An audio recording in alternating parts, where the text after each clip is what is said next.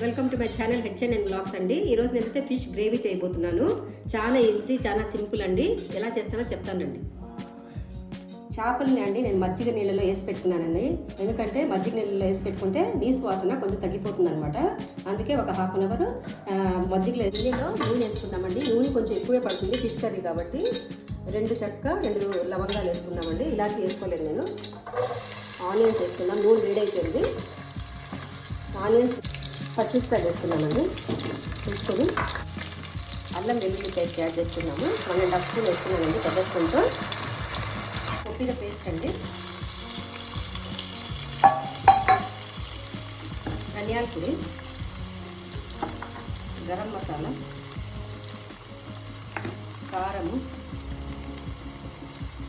పసుపు, తగినంత ఉప్పు యాడ్ చేసుకొని కొంచెంసేపు ఫ్రై చేసుకోవాలండి. చేప ముక్కల్ని యాడ్ చేసుకుందామండి.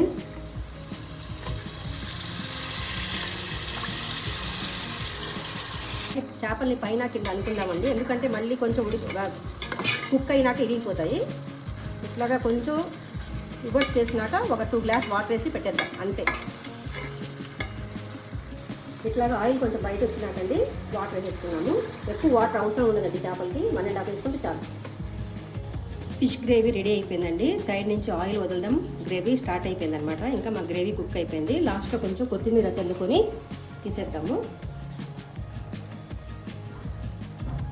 ఫిష్ గ్రేవీ రెడీ అయిపోయిందండి.